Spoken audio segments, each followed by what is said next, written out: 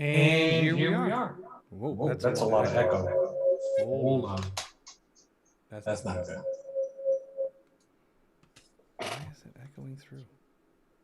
Okay. Nope. We don't want that. Hello. Hey. We'll see if we can fix this here.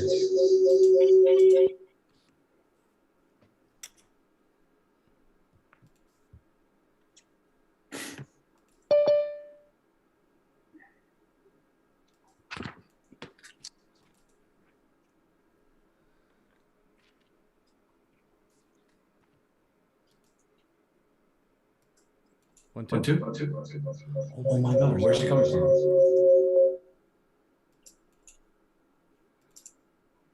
Maybe. There it is. 1, 2. That's it. All right, we got it. Woo! All right. I think we are in good shape here. All right. Hey, how's it going, everybody? Good. All right. Great. Good. All right, so we've got Facebook, we've got Zoom, we've got YouTube, we've got like 70,000 things going on at once, and we are here today, and we're going to be talking about Chuck. How you doing, man? Hey, how you doing? I'm doing all right. I haven't seen you in a bit. All right, so we're going to be talking today about DocuSign. Specifically, I've got some treats for you, and I'm going to get things all squared away to show you some really cool stuff here. We've been focusing on DocuSign for about 3 weeks now, and one of the things that has been kind of left out is how to get other kinds of forms or other kinds of documents into DocuSign and use them and kind of work with them, and the difference between PDFs and working with DocuSign Forms.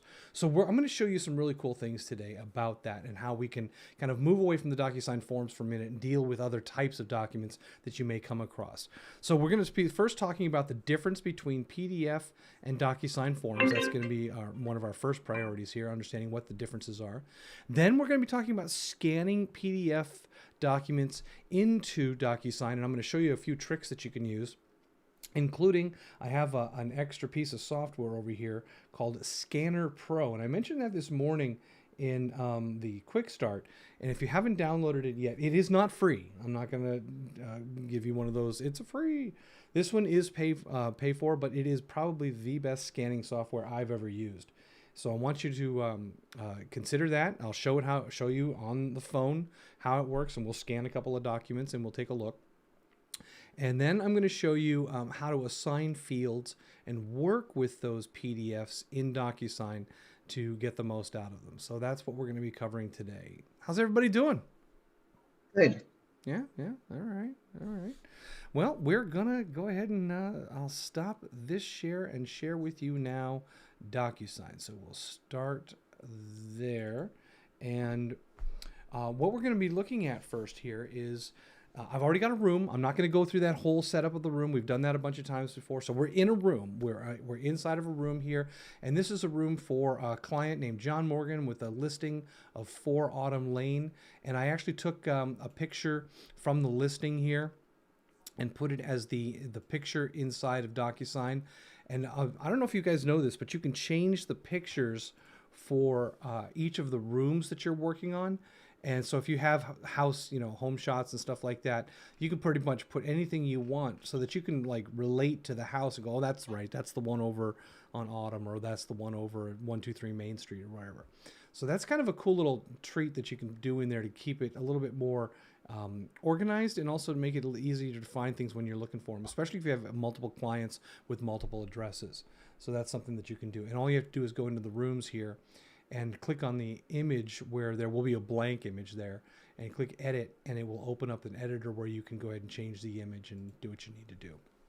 All right, so we're on the Details tab of this DocuSign room. Now, in the Details tab, just to reiterate, I did create this entire transaction in Command. So in Command over here for John Morgan, I created the opportunity. I filled out all the opportunity details. You know how I'm a stickler for all that. I even included estimated pricing so I could have the commission down in here. I've got the listing filled out here, so everything's nice and clean. Then I went, of course, to the Documents tab, and I created the transaction in Command for DocuSign, and that's what brought us over here. Now, we are looking at the Details tab, where all of the information from Command and the white pages and the listing all populated in here. So there's the listing information. It has the all of the year built. All the stuff is coming across from the MLS. All right.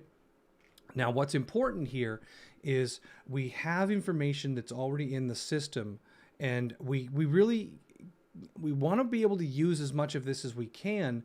But because we're talking about PDFs today and we're not talking about DocuSign forms, some of this information is not going to be easily translatable to a PDF to fill out. It's not going to automatically fill out. And that's where we get into the difference between forms and documents. So I'll start by going to the Documents tab within DocuSign, and we have no documents in the room right now.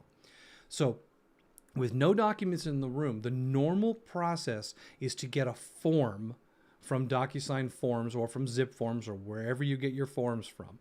And we click the Add button in the top right-hand corner of the room. And then we come down here and we choose DocuSign Forms or Zip Forms or whatever you're getting your information from, right? So I'll just go ahead and bring in any old form here. Also, I'll bring in a DocuSign form. And I'll bring in, let's see, you know what? Actually, I'm going to bring in sales. I'll bring in the purchase and sales form. So we'll do this. Sales. Purchase and sales agreement. Okay, now I know that this is not for this transaction, but I want to show you something that's got a little bit more meat on its bones. I use the list view here rather than the grid view. I find that the grid view takes up too much space, so I like the list view. What I lose is the little preview on a form of the actual data.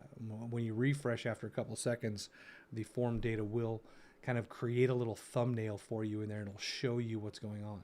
Now, on a purchase and sales agreement here, we have a lot of areas that are predetermined for where the agent will fill out, where the client will fill out, where the buyer, all these different things. So you can see all of the different fields. And because I'm the agent right now, these are fields that I can fill out. A lot of them say optional. So all this information, we can put this in here. All of the information from our seller, I have a listing one, so I'm kind of mixing my metaphors here. But right now, this is the seller's name is being populated by the seller here, and so it's a little bit backwards. But so there's the city, there's the information about the property. All of that's coming from the document area. So this is what forms do: is they are pre-built, kind of sectioned off with where everything goes.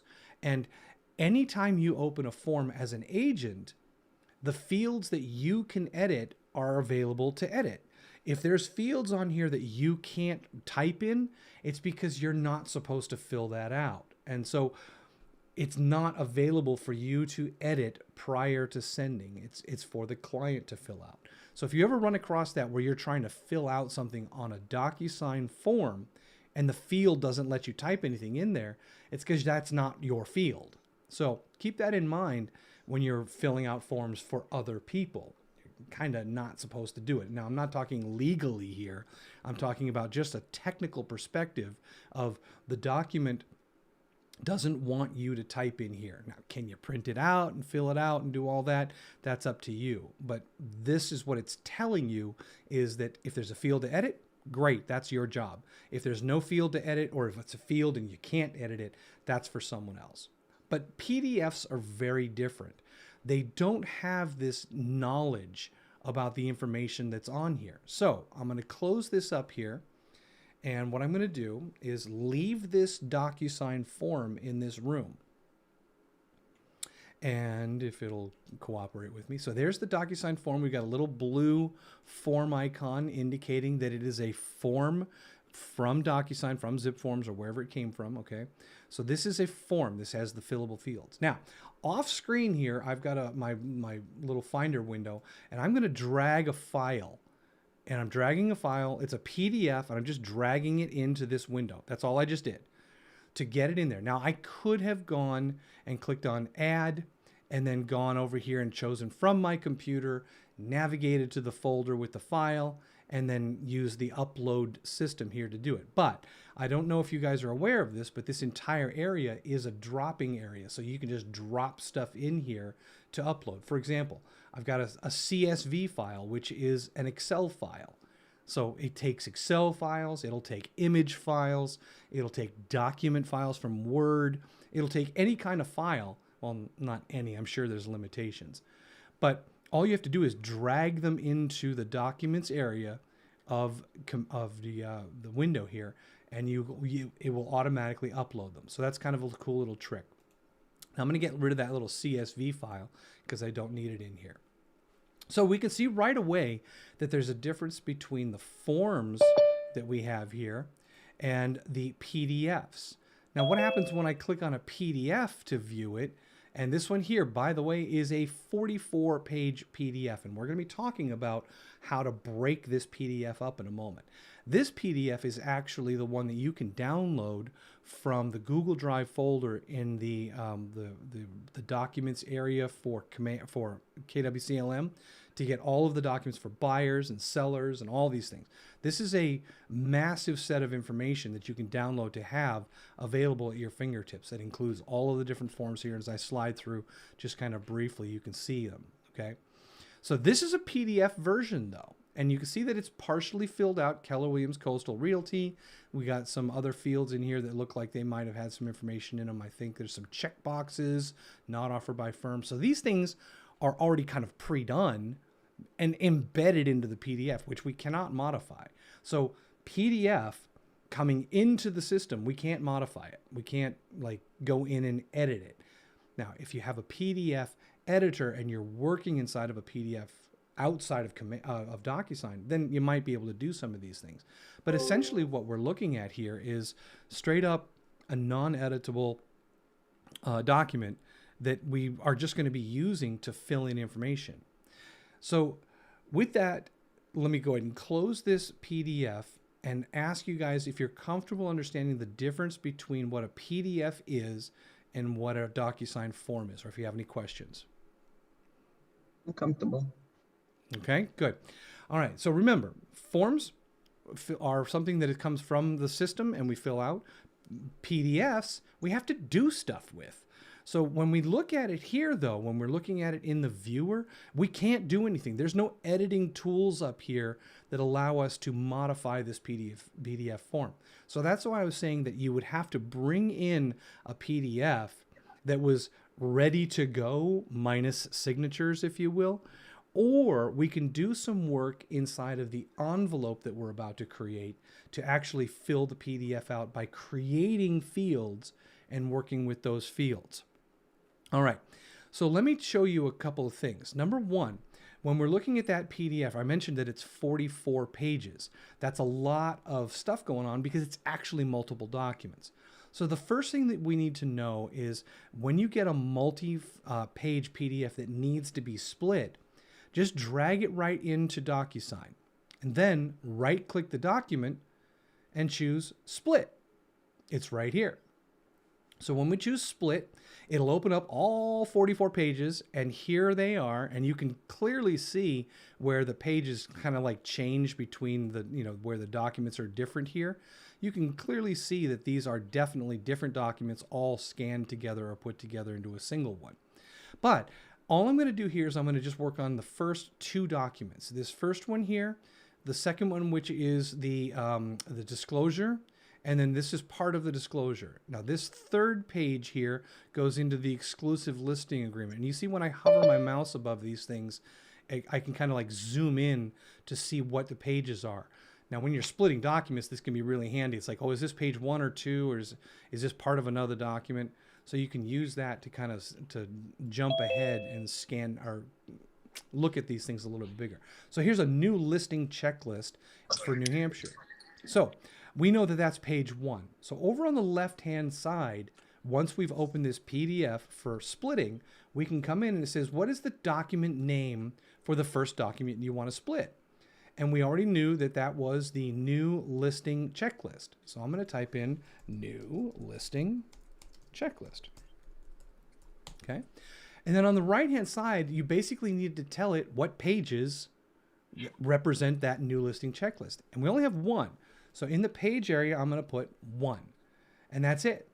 And notice that when I click away from it into the next field here, it says, okay, page 1 is highlighted in blue, and that is the new listing checklist. The next one here is for the a brokerage relationship form. So this is the brokerage relationship form, but that's 2 pages. So I'll come over here on the left, and this will be brokerage relationship form. Okay. And what we're going to do is we're going to tell it pages 2 and 3. So you can do 2 things. You can do 2, 3, okay? Or you can do 2-3 because they're consecutive. So we'll take 2 and 3. Now, if you were doing multiple pages 2 to 5, it would be best to go 2-5 instead of 2, 3, 4. So once you're done, again, clicking away from this, we'll now put those 2 pages into the brokerage relationship form. Now, I'm not going to split the rest of this document because I would be here for a few minutes. I think you guys get the idea here. So the 2 documents that I want are actually going to generate 2 new documents and leave the existing one there because there's more pages that were not split. So the ones that are left over are going to be the original name of the document. The ones that are split are going to have the names that I've given them here. So I'm going to end up with a total of 3 PDFs. So I'll go to the top right-hand corner and I'll hit save, and it ends up with 3 PDFs. There's my original called Seller Forms, and it's still 5 megabytes. It's got a lot of stuff going on. Here's the new listing checklist and the brokerage relationship form. So when I click on the brokerage relationship form, we know that that's supposed to be a 2-page form, and it is all set to go. But as we mentioned, it is still a PDF. It is not a DocuSign form, which means we still need to treat it differently because of what it is. So I'm going to show you what DocuSign forms do in envelopes really briefly. Now, it's more of a reminder than it is part of this lesson. But remember that when you add a document, or when you add a form to an envelope using, I'm just right-clicking the NHAR form here, and I'm choosing Create Envelope. When you create an envelope, one of the things that you get is a thing called Pretagged Roles. And that Pretagged Role is for the recipients. When you add the recipients to the document, because it is a DocuSign form, it knows where the seller is supposed to sign, or where the buyer, or where the agent. And with the room that we've created, we've designated in the document, in the details area, we know that John Morgan is the seller, Robert Vincent is the agent. So we know who is doing what role, or who is pre-tagged with roles in DocuSign. So when we select pre-tagged roles, all we have to do is tell the system, seller 1 is John Morgan. And it will say, all right, anything that's on this form that belongs to seller 1, we're going to automatically designate it to John Morgan. So I don't need to sign it as the agent, and there's no seller 2, there's no buyer 1, there's no buyer 2. So this document only has, for my needs, I only have the one person as a pre-tagged role.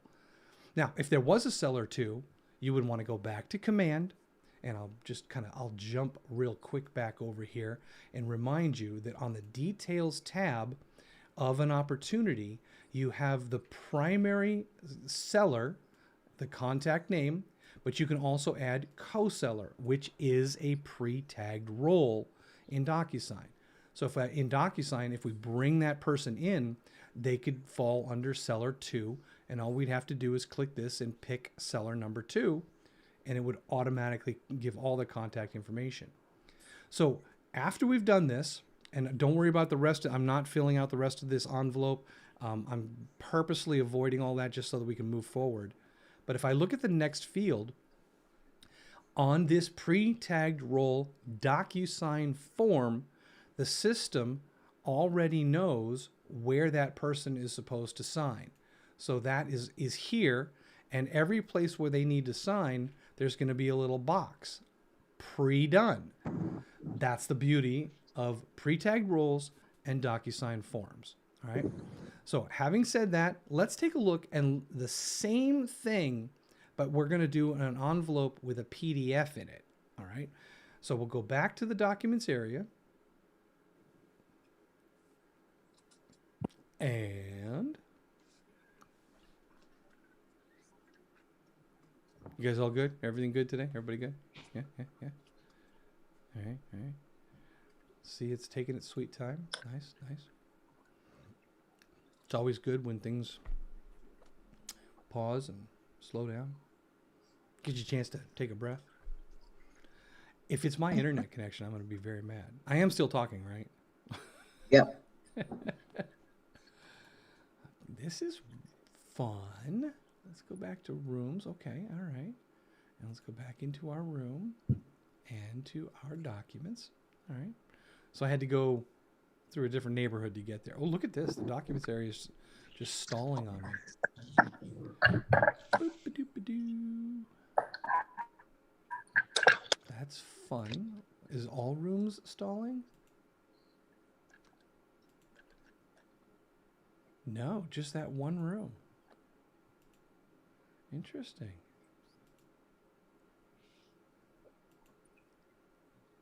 There we go. All right. So that one was the purchase and sales agreement that we used with the Pretagged Roles because it's a form.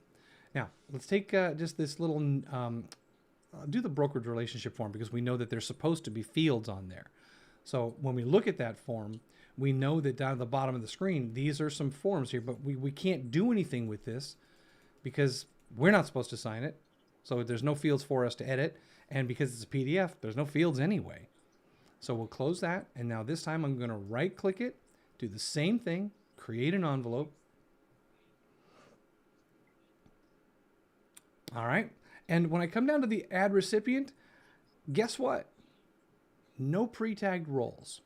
It's not even an option because there's no places on the document for people to fill out, which means I'm stuck now with only choosing the room participants or email addresses and saying, okay, I'm going to have this person sign it, but I'm going to have to tell this document where because there's no pre-tagged roles for knowing where to put them.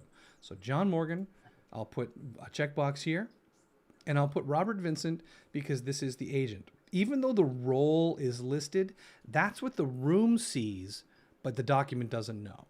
So I'll hit Add Selected. There's my two people, and I'll click on Next. Now, when I go here, I'm going to see that what I've got is John Morgan up in the top top left-hand corner as somebody who needs to sign the document, and then I've also got Robert Vincent. But on the document where they're supposed to be there, the system doesn't even see them. So now I have to go manually. And here's where things get interesting because we do have two people that are in this document to be signed, to sign this. One of them is the person who needs to sign as the consumer, and the other one is me as the agent. So we're going to need to know where they go on this document. So we'll start by making sure we select, in this case, the seller, and we're going to make sure that we select them in the top left-hand corner, and we know that the color that's been assigned is this kind of this yellowish color. We know that the agent color is this blue color. So with the seller selected, we have the fields that we can pick from on the left-hand side, and there's a lot. So we can choose a lot of different fields here. Any one of these can be added to this document. And by the way, any one of these fields can be added to a form as well as a PDF. And you'll always see this same list of options. Now, I'm not going to go through each one of these things here. Most of them are self-explanatory, but I am going to point out one important field other than the obvious signature and initial and date, okay? And that is, you'll notice that what we're looking at here are standard fields, and it's tied to this little first tab on the left-hand side that's selected. There's actually 3 more tabs. There's a custom fields section where you can make your own fields for use in any different area within this application. And there's a lot of them that have been made by other people because this room is controlled by KW. So all of the fields, the custom fields that have been generated, are available to you. And I'll be honest with you, you probably don't want to touch any of those because none of those are going to probably meet your needs. So custom fields can be created, but I wouldn't use the ones that are in there because they're for other purposes. The next one down is notary fields. And since we don't have anything here, it says notary fields are available for notary recipients only. None of the people that are on this document are listed as notaries, so it does not allow you to put a notary field on this. If someone in the room was listed as the role of notary, then that would allow you to use that. And then finally, the pre-filled one here. Now this one is cool because this allows us very simply that line object right there. And that line object is your strike through. Okay? So if you need to strike through something on a document, you want to come down to pre-fill tools. At the bottom of the list is line, and you can use that line tool to strike through, and it draws a nice straight line across whatever it is that you're striking through. Okay? And of course, if you needed to remove that, you can just highlight it and delete that off the page. So the main ones that you'll be using are the standard fields, potentially maybe custom fields, probably not the notary, and if anything, the pre-fill tools, the line tool for strike through. Okay, does everybody know where the line for strike through is? How many of you have used it before? Chuck, you used that line before? No. David, no. All right, you guys. All right. So, standard fields. We know that we're working with John Morgan. Oh, by the way, no matter what we did when we went through all these fields, because John Morgan is the one we selected, anything we put on here is designated for John Morgan because that's who's selected. If we wanted something for Robert, we'd have to make sure we select Robert first. So, John needs a signature. So I'm just going to drag, literally click the signature field and drag it onto the page and place it where I want. Now you do get formatting controls, label, tooltip, all these different tools on the right-hand side that you can use. Specifically for the date signed, oftentimes that date signed area, which actually needs to go right here, and for the signature it needs to go right there. That date signed field sometimes gets a little bit big, so you can change the font size by selecting that date signed field, coming over to the right-hand side and selecting a smaller font size for that if necessary. Now, when you're creating fields on a PDF like this, many times you will need to do that. Here's a little tip for you. If you're doing this for the first time with a particular document, maybe it's the brokerage relationship form, create an envelope for you and send it to yourself as if you were the recipient as a consumer, and look at what they're going to see. I recommend doing that for any of these things so that you can actually experience what your consumer will see. Because the last thing you want to do is say to someone, oh, I sent you the form, and they were like, yeah, but I can't do anything. Oh, you should be fine. Just go here and do that. If you sent it to yourself first, you would know if there was any potential problems. So if you're doing something for the first time, especially with these PDF ones, go ahead and send one to yourself first. So if you send it to yourself first, can you then get rid of it? You can. You can delete not only the instance of what you've done and all the fields and all that, but you can delete the envelope. You can get rid of everything. So and you don't have to do it in the transaction, David. What you could do is you could create a dummy transaction and experiment with these things so that you can do it and not worry about deleting them or somebody getting the wrong file. So feel free to set yourself up in Command, make sure that you're, in as a contact, create an opportunity, and then go through the process. Nothing generates experience like actually doing it or experience. So go for it. Okay, so now that we put on here, we put on this PDF, we put on the two fields for the sign and date for John Morgan. Now we're ready to add the sign fields for Robert Vincent. So we come over here and we select Robert Vincent, and notice that we got the little blue ones here. So before you go any further, the sign field, that covers, like two areas there. Do you size that, or is that going to give you? You can, but remember the sign field itself, although the box is like this, depending on their signature and what they do, you could kind of, collapse it down, but it's going to make it pretty small. There's not really much to worry about here in terms of what that actually is going to look like. So you should be okay. But again, testing it out, depending on the spacing here, give it a shot. So I actually, you know what, David, you actually bring up a very good point, because one of the things that I forgot to do, because I'm used to the form automatically being filled out because I use forms for this instead of PDFs, is the fact that the name of the consumer, the please print portion, is not here. So instead of using a signature, we actually need to bring out a name field for them to type their name. So this is another good example of the clutter that you end up getting. Now, if this was a form, this would have automatically been filled in from the details area.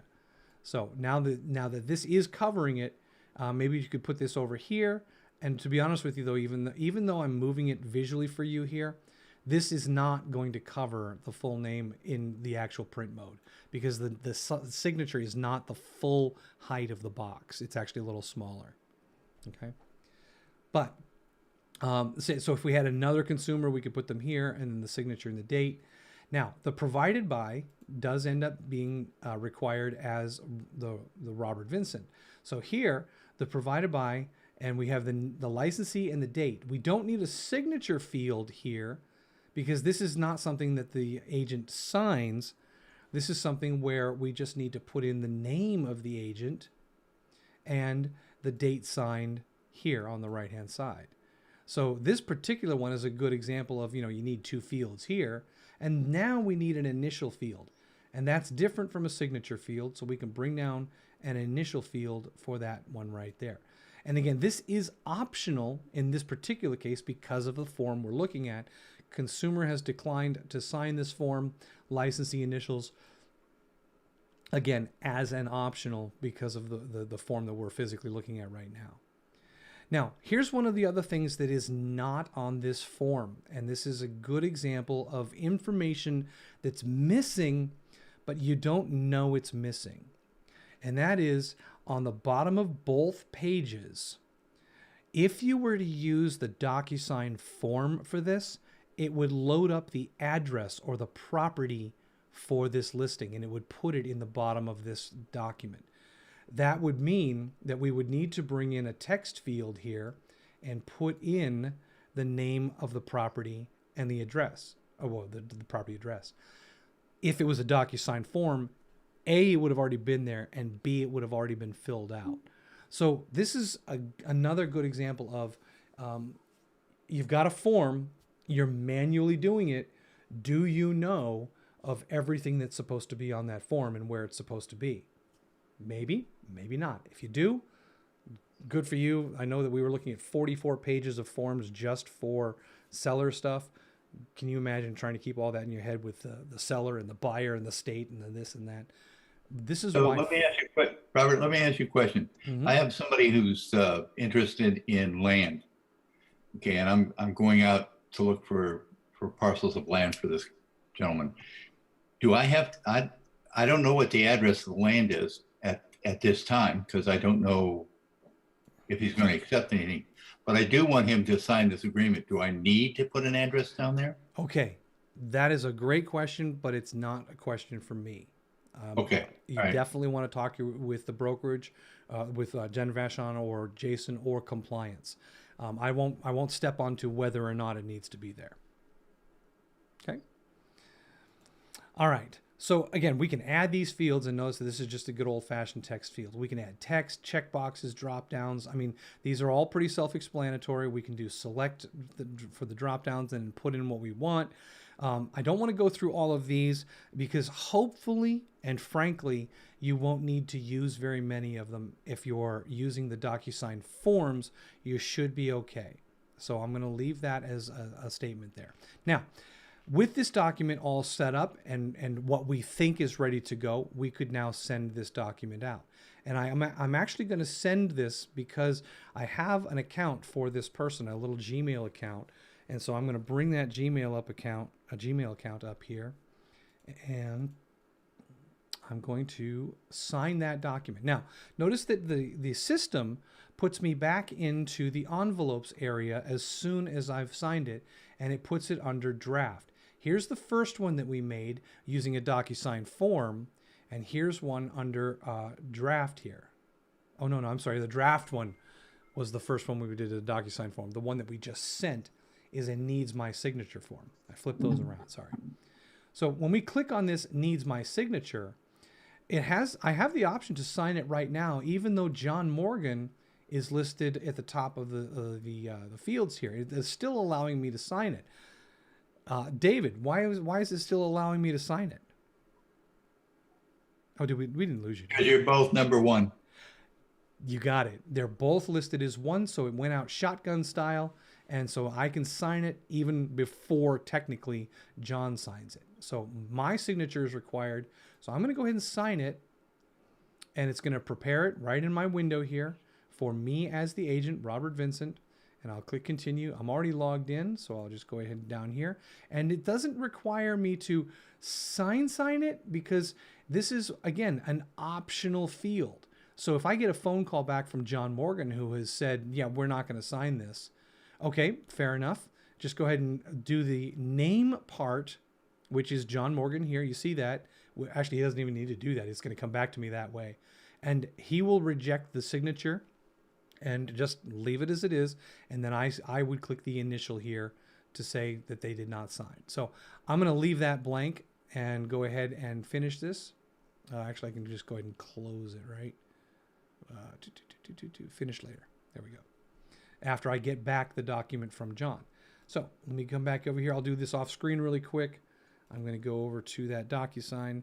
Going to open it up. Oh, and here we go. It opened up John Morgan's review here for DocuSign. I'll click continue, and it's going to, okay, so this is the part where you either sign it, John, or you don't. Now, this it is a required thing, so the other action here would be to finish in later or decline to sign. And again, this is a great point for any of you who are sending out documents and you don't know what to do if the client opens it up and says, I'm not signing this. I don't want to agree to that. So they're going to look at this and go, well, I'm just going to close the window. And you're going to end up with an envelope that is still waiting for signatures, as opposed to letting them know, all right, Mr. Morgan, if you don't want to sign this, up on the top right, click Other Actions and choose Decline to Sign, and that will come back to me as declined. So you should test this out for yourself as well. Now I'm going to go ahead and sign this as John Morgan, and it's going to ask for my signature. I'll adopt and sign it, and it puts it in there, and it put the date automatically in there for me, and I can go ahead and finish. Now this is going to bring up a window for John where it's going to say, you know, please set up an account. And for those of you who haven't seen this document window before, remember that this is basically DocuSign trying to get the consumer that you've just sent this to create a DocuSign account. It says, when it says save a copy of your document, if they want a copy, they can click download. But if they fill this out, they're creating a DocuSign account. They don't have to do it. They can come down here and click on no thanks, and that will complete the transaction. What you don't want to do is tell them to just leave this window. Either choose to download it or say no thanks or go ahead and sign up for the account. This window sitting here right now is actually preventing me from seeing the document signed coming back because it's still waiting for them to finish. So I'm going to say no thanks. Now it's finished. Now you've finished signing, and I'm just going to close that tab. Now that was John's, and I'm going to come back and refresh this page here. And it does sometimes take a moment or two and before it comes back, and then you'll see here where it says please DocuSign, and I still need to sign this. All right. So I can open this up, or I can just leave it alone. So I chose to sign it later. I chose to do it later. But did you see how that requires my signature is no longer there?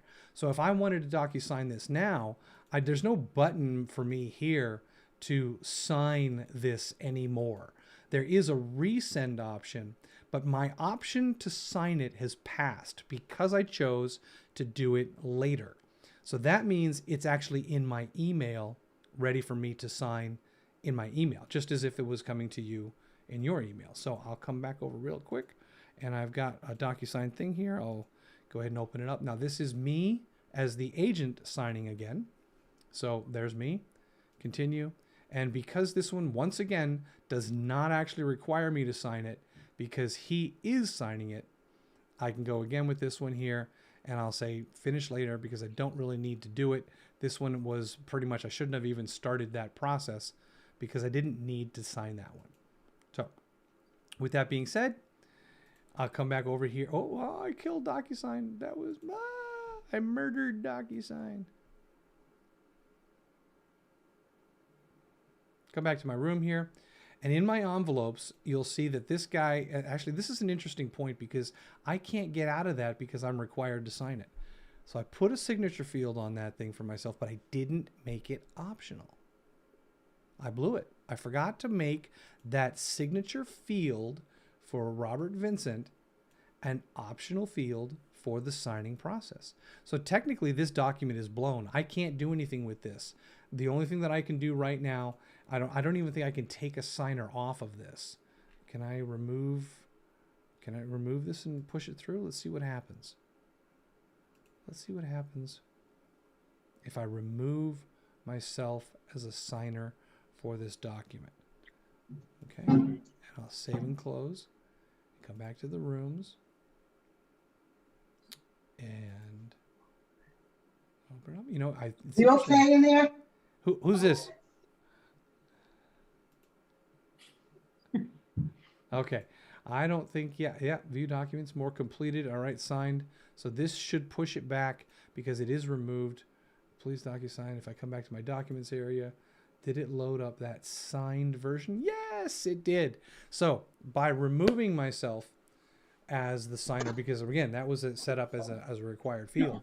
Now I get back the documents.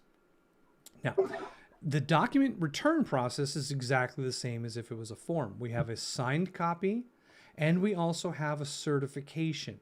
The certification is a PDF. This one is also a PDF, but it's labeled as signed. So this is the one that's ready to go back to command now. So that little document, we'll click on it, open it up, and we see the signed version with John Morgan's name and the signature process here. So this one is done and ready to go. And you get the certification, plus of course you get the original form, which was the brokerage relationship form, as a PDF. Now, when you are doing PDFs, like this one here, if I click on this PDF now, you'll notice that the PDF does not have the fields that we added when we went to the envelope process. There's no places for anybody to sign.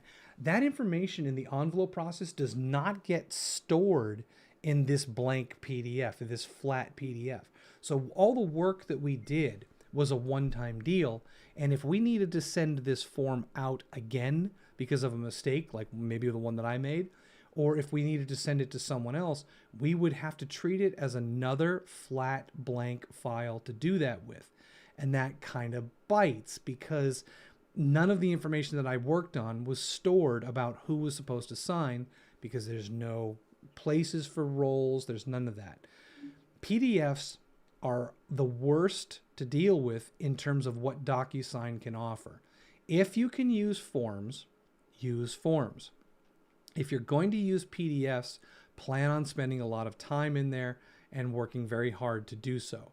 And then finally, I'm going to leave you with this on this difficulty process. Remember that the more information you fill out on the details area of DocuSign, the more information will automatically populate on any forms that use this information. So this is just a big time saver, okay? Now, questions so far? PDFs, signing process, fields, anything?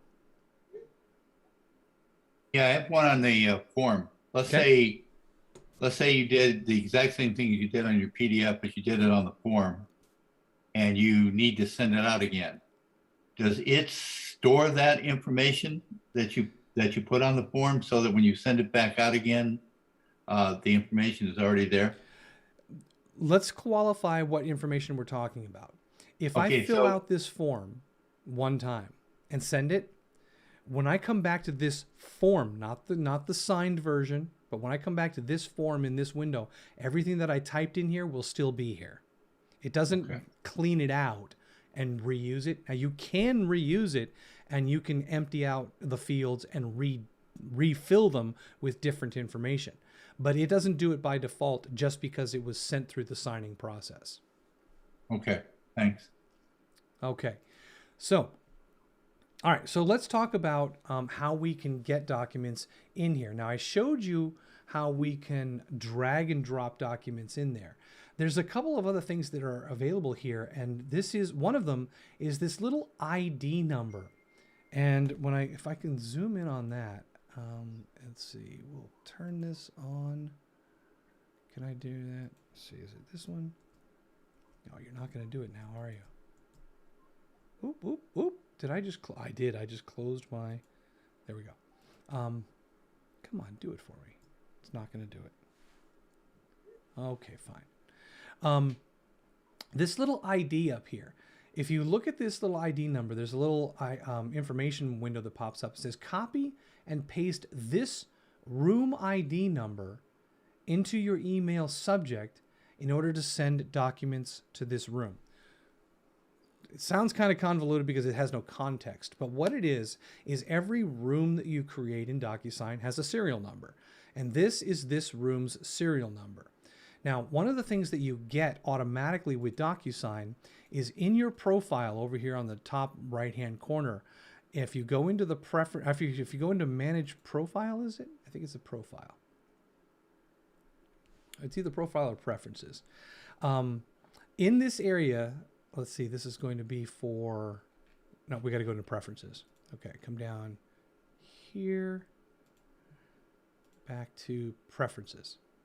Okay, there we go.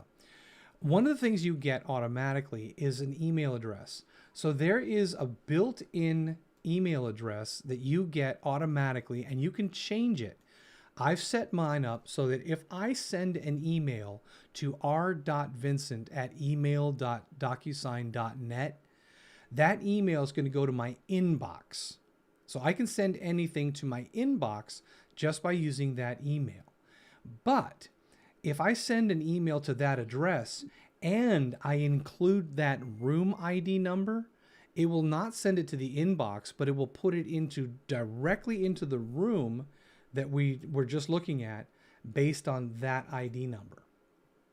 So it's a really fast way if you have somebody that is going to send you a PDF. Maybe it's another agent. Maybe it's somebody who says, yeah, I got some PDFs for you to look at.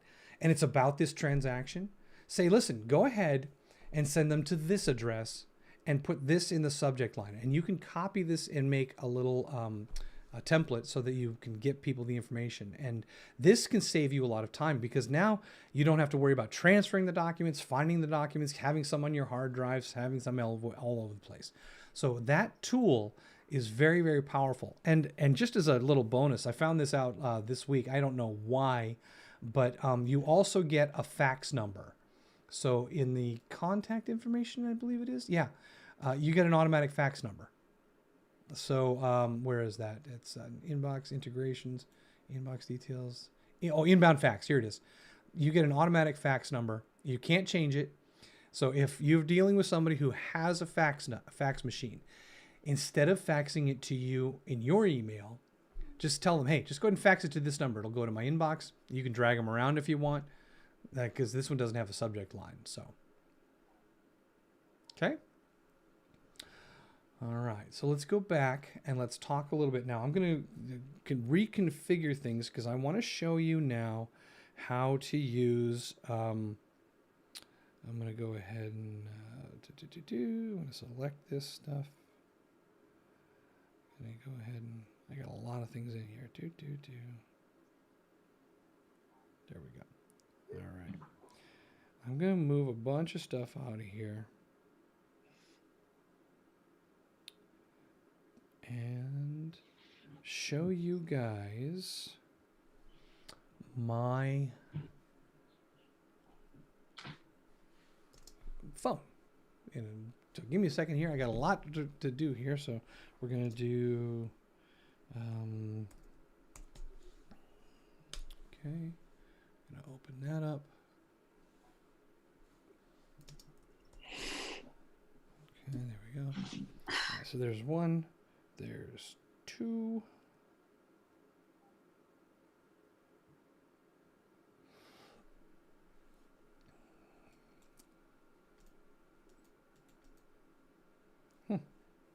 Oh, that's a little bit too big there.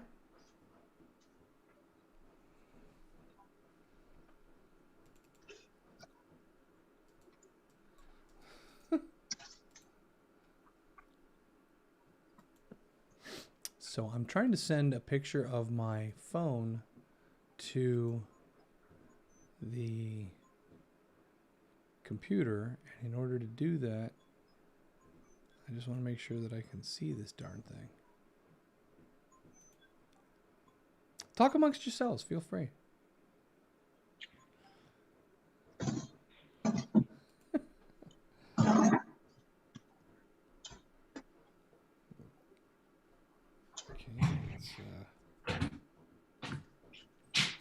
Not making me very happy to do that. How about we do it over on this little guy? Yeah, almost done.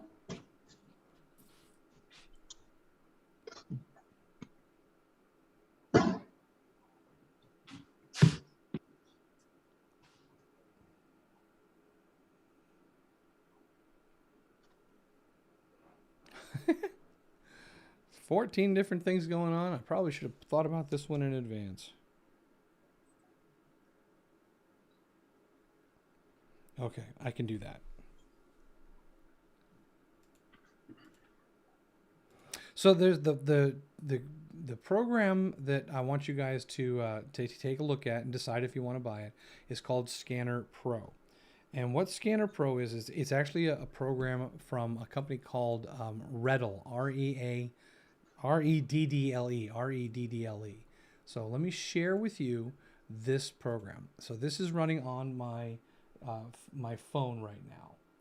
And what you're seeing is a little thing that says My Scans. Now, very simply, this program allows you to scan, and I'm going to switch it over so that you can see it on the Facebook as well here.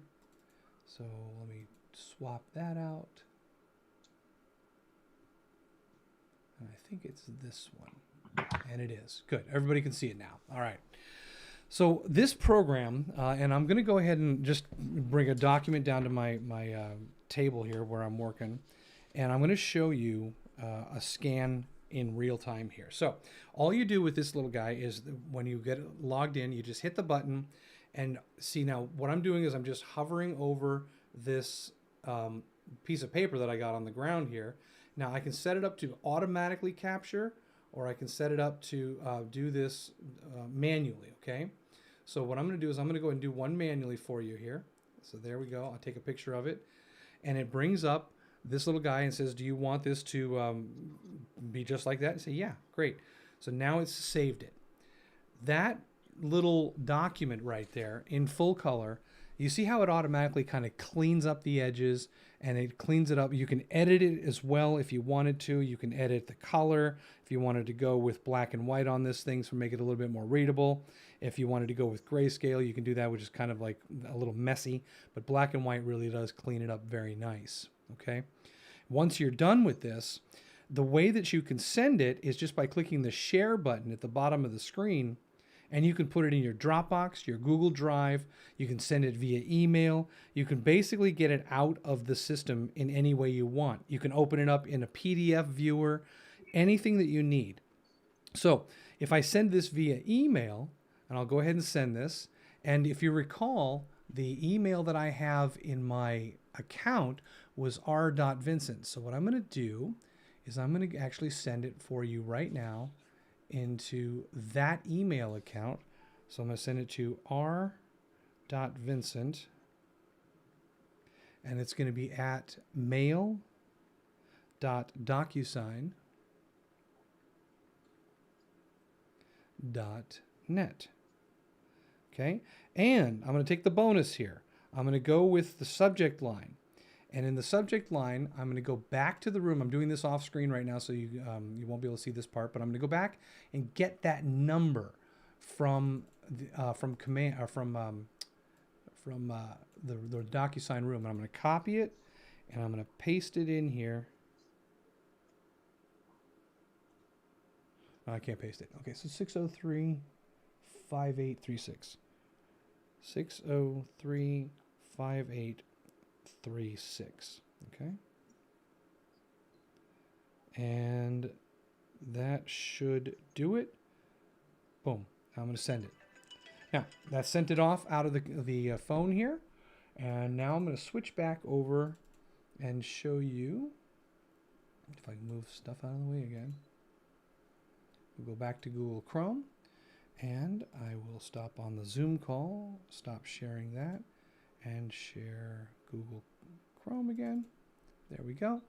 Now let's see in the documents area if that thing came in. Okay, so it sent it out. Oh, there, it's in the inbox. It went to the inbox. Oh, you know what? I think I forgot the hashtag, but it sent it directly to my inbox.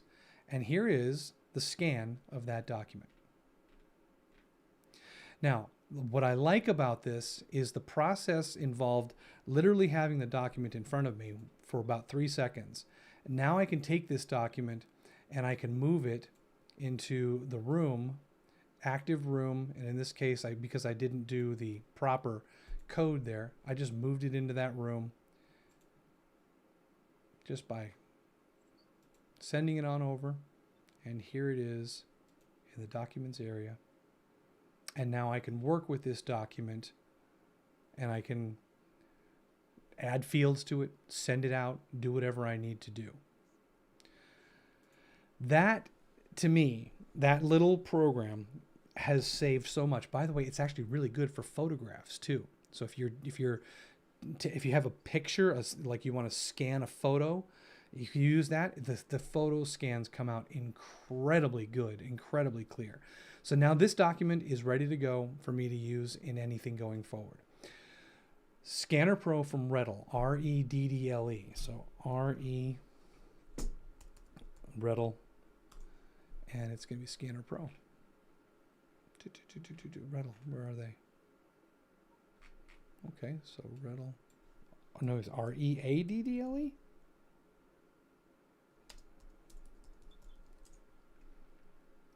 There it is. It's this little guy right here. Get it, use it, love it. All right. Any questions? No. Okay. Oh, okay. Look at me. I'm halfway down here on the bottom of this thing. So yeah, I do have a. Sure. When you were doing the splits, and you were typing in the documents that or forms you wanted, I'm surprised you couldn't just drag what you wanted over into that left-hand column. You were actually typing in the name of the document, and then that's how it added it. There's no way to just drag the document you had. Are you talking Remember about when like you had this the 44?